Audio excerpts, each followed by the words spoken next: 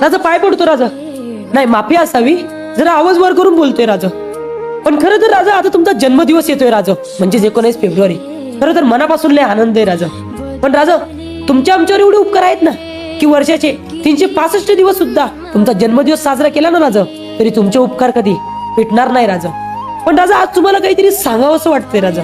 आता अनेकांच्या मनातली शिवभक्ती जागी होणार राजा.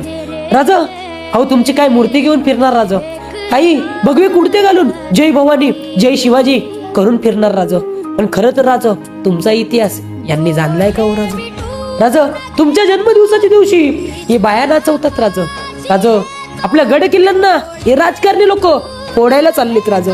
राजा खरं तर तुमचा इतिहास जाणण्याची आणि जगण्याची या आत्ताच्या पिढीला खरंच खूप गरज आहे राजा.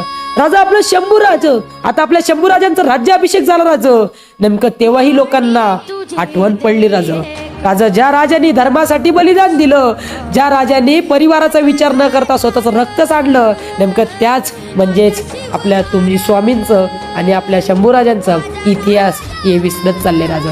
पण राजा मला मुळातच तुम्हाला एक सांगायचंय राजा, की अशा लोकांना अत्तल घडवण्यासाठी पुन्हा एकदा तुम्ही जिजाऊंचा शिवबा पाहिजे राजा. तुम्हीच एकदा जिजाऊंचा शिवबा पाहिजे राजा. आणि हा या 19 फेब्रुवारी करलं तरी चालेल राजा, पण आपल्या सह्याद्रीच्या